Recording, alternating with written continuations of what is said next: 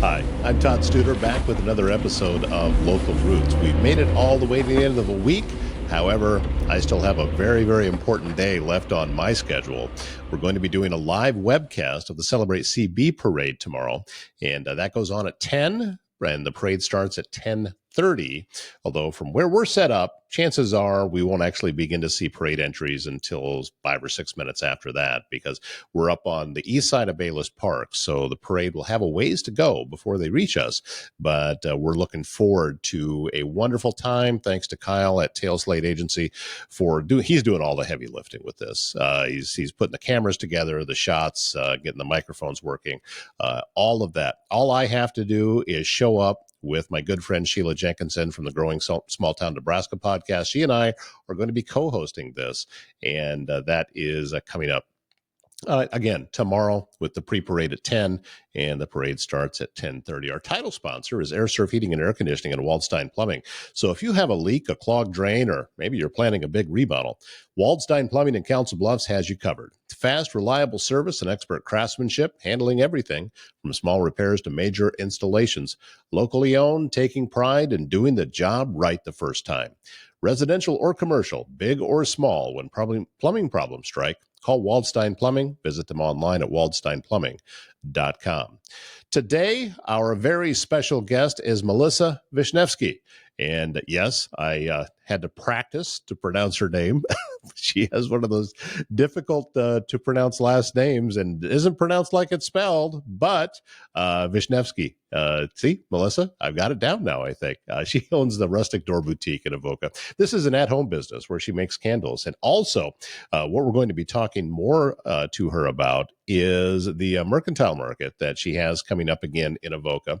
It's scheduled for the end of October, and you'd think, well, why are we talking about this already? Because vendors are already getting signed up for this. She has some vendors on the board already, and it's going to be at the fairgrounds there in Avoca, and should be a wonderful time. I'm looking forward to being there and taking a look at everything that she has put together. So she is our special guest on today's show, coming up very, very soon. Do you or does someone you love need in-home care? Home Care Advocacy Network helps you maintain your own privacy in your own space while still receiving care and support with a personalized touch.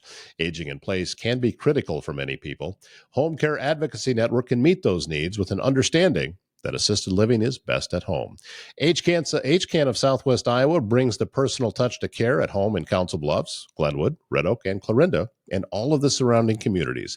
Visit hcan.com/Southwest Iowa to learn more. Joining us this morning, it is Melissa Wisniewski of a Rustic Door Boutique, and also the genius behind the Mercantile Market in Avoca that's held annually. Thank you so much for your time. I appreciate you jumping on the show with us to tell us a little bit more about what it is that you do. I'm a big fan of entrepreneurs. I'm a big fan of anybody that's stepping out there on their own and making stuff happen. And, you know, you're kind of a poster child for that. You're really getting after it. So thank you so much. Yeah, thank you. Thank you for having me.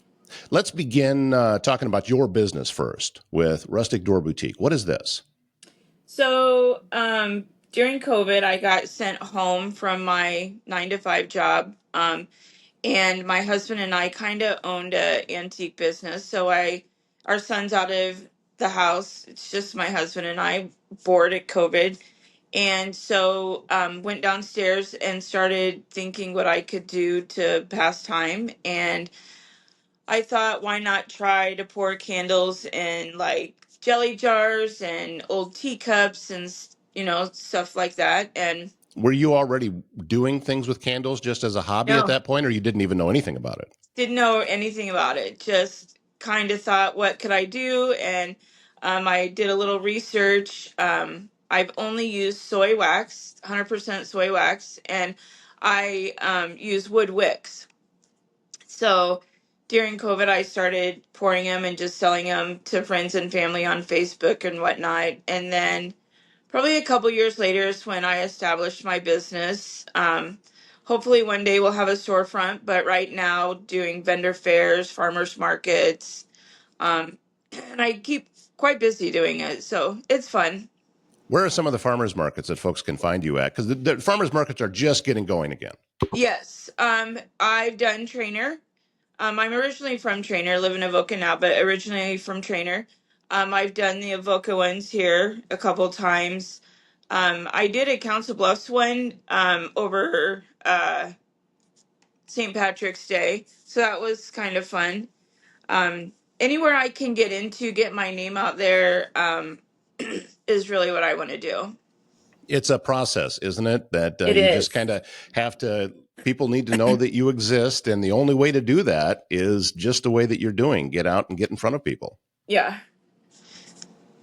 So So, what are you talked about ultimately wanting to have a, brick and mortar store and actually have a storefront to be able to put these in. uh-huh. But any other goals for the business? I mean, are you just sticking strictly with candles, or what are you thinking?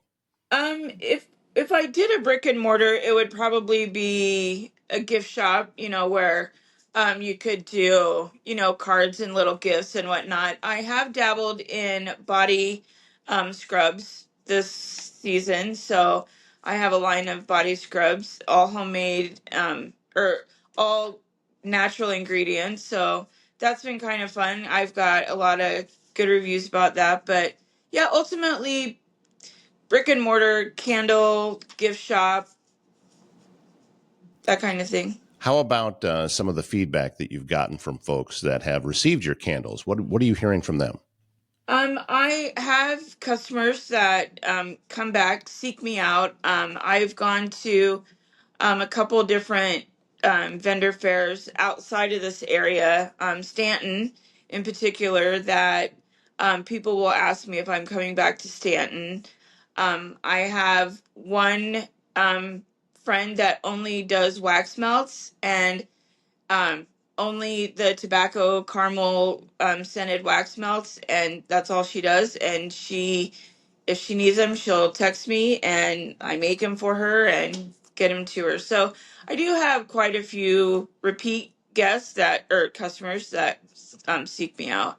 How much time, or I'm thinking about coming up with new ideas for different scents and things like that. And uh, I can only imagine what that's like to, if you're combining different things or what it is that Yeah. you're doing. So how much experimenting do you do with that? So there's only one candle right now that I mix two scents together. It's just for the spring summer. It's called lemon. I don't even know what it's called. It's a lemon scent. I can't think of it right now. But I mix lemon and vanilla because the lemon is so overpowering. So I mix vanilla in with it, so it tones it down, and it's a good spring and summer scent, and it sells out pretty much at every show.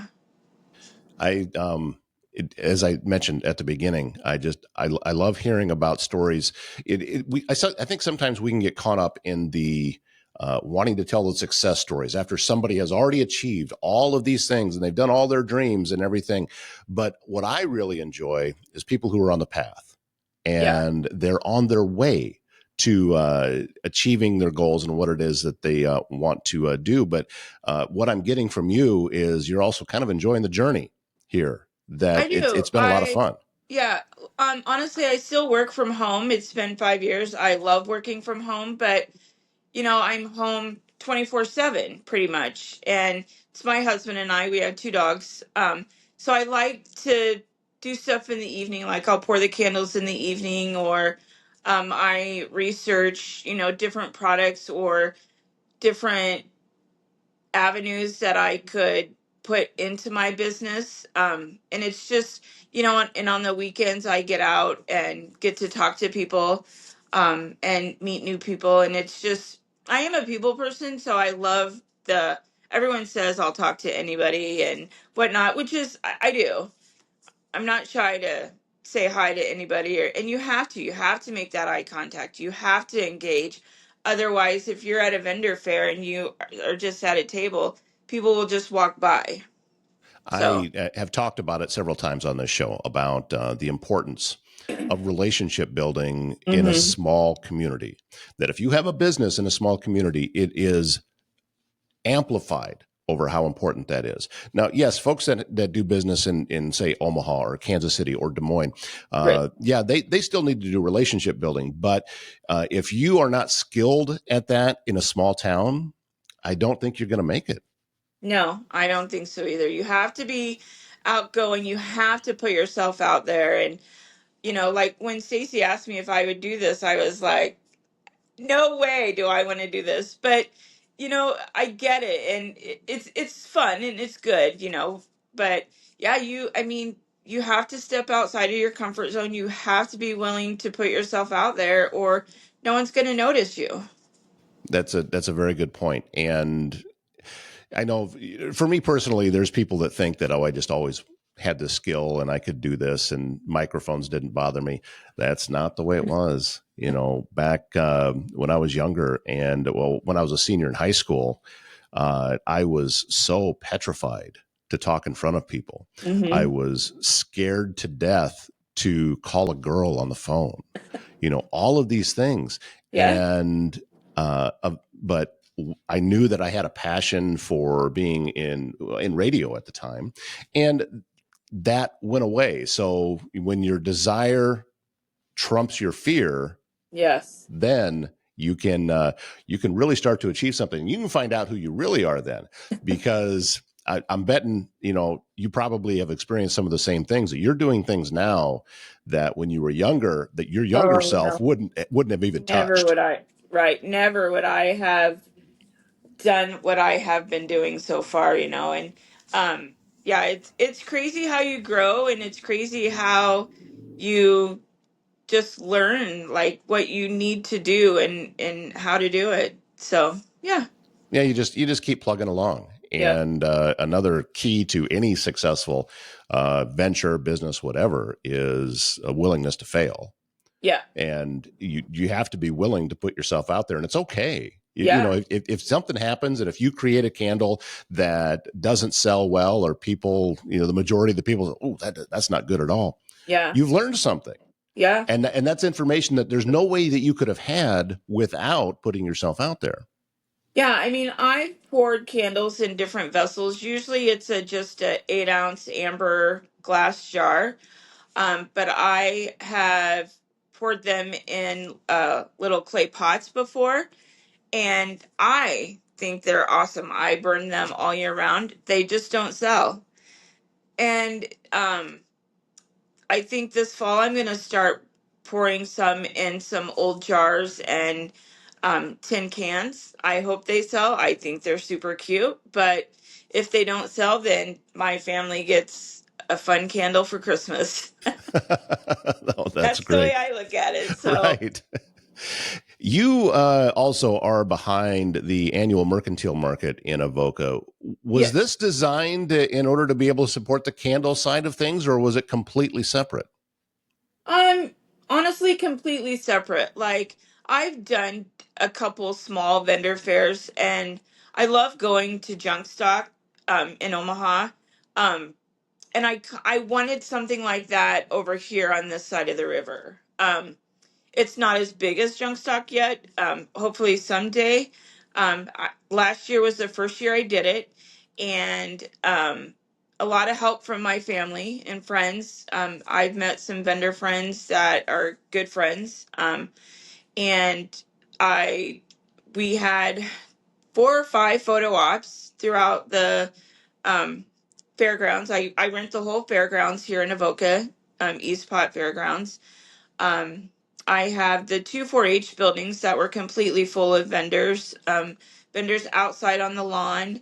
I had a musician here that sung, and then, excuse me, food trucks, 3 or 4 food trucks throughout the day. And it was the biggest thing I'd ever done and was overwhelmed with how much this community supported it.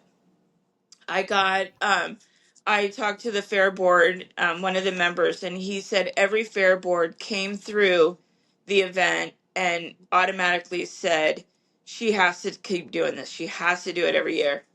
So I'm excited. I like to do events like this, so it's just um keep me busy, something to look forward to in the fall, help the community. Well, you're doing it at the end of October, Yes. but we're still over 6 months away. But you're already talking about it, so obviously there's a lot of planning that goes into this. And as we were talking before we got started recording, you've had people signing up already that want to be vendors at this event. Yes. So the vendors that were last year at the vendor fair, I gave them till March 1st to sign up. I wanted them to have first dibs, and then I open it up to any vendor. I only take two of the same vendor, like I would have another candle business there, but no more than two of each similar vendor. Just because I don't want to saturate it with one item or one product. I want everyone to do well. Um, People say, well, why did you let another candle vendor in? And I was like, why not? I'm letting, you know, two wood people or two whatever.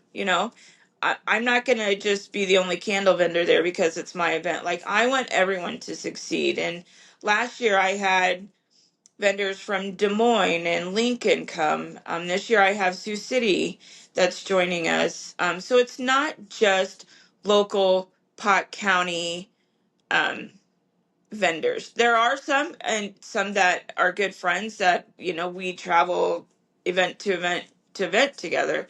But then we get a broader vendors as well.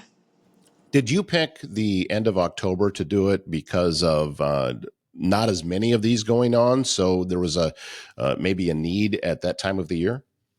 Um, October October pretty much starts the season for the busier vendor fairs. A lot of us make excuse me, a lot of us do better in the fall than in the spring, just for Christmas and whatnot buying. But I like the fall. I wanted it to be a fall atmosphere, and really that's why I did it, just for the season.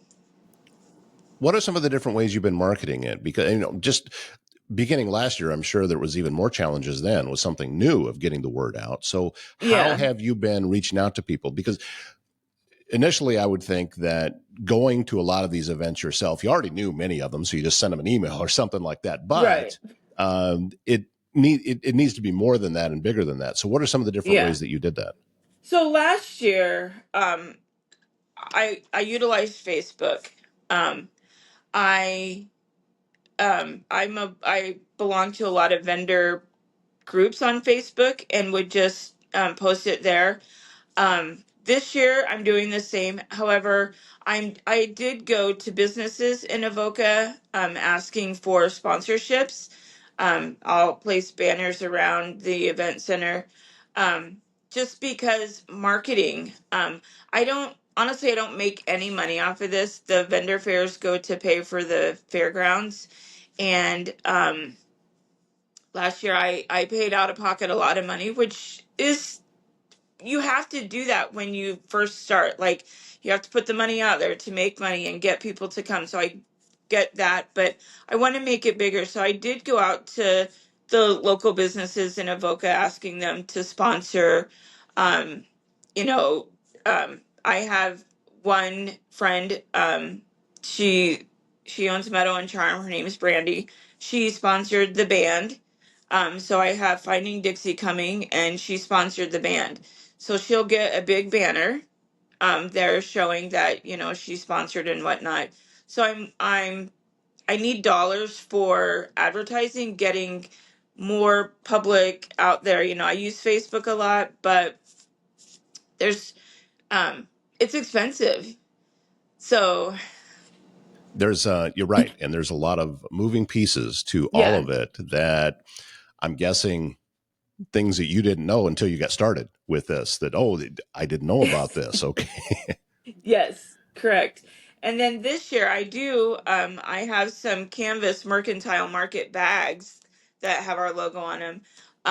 And I'm going to set up a general information booth, and if you bring 4 or 5 cans of food for the food pantry for Avoca, Walnut, surrounding areas, then you'll get this Mercantile Market bag full of um, vendor, or not vendors, the businesses that have supported, though they can put their business card or a little squishy thing or a coupon, whatever. They'll get that bag to use to put their merchandise in that they've purchased throughout the event as well. So I'm hoping that that goes over well. I'm hoping to get a lot of food for the food bank. You know, it's right at Thanksgiving and Christmas time, and I know food banks are short during that time. So that's something I'm adding new this year. Lots of great things happening. So you've got the location, you've got vendors that are starting to sign up. Now it's getting people there. Yeah. So what is the process for getting folks to come through the gate so it is beneficial to all of the vendors that you have there? So again, Facebook, and then I will print a little card that I'll give to a lot of the vendors that they can hand out if they have a storefront or if they're going to vendor fairs. You know, somebody purchases something from them, they can stick the card in their bag. It just tells about the event, when it is, what they can expect, word of mouth. And hopefully with some advertising dollars I can get it, you know, out further in Omaha, Des Moines, Lincoln, wherever the vendors are coming from. I would like them to know that I'm advertising in their areas as well. Yeah, it's So obviously it's important to get out into the other areas and bring people to Avoca, and it serves multiple purposes, because if you have, say you have folks from Des Moines coming in or folks from Lincoln the other direction coming yeah. in that have never been to Avoca before, now that you are opening up doors for a lot of other things, Hmm. to be able to make that happen. But at the same time, it's, you want to be able to serve folks that are right at home, Right. and the people that are already in Avoca and the surrounding communities in Pottawatomie County and Mills County and Adams County, Hmm.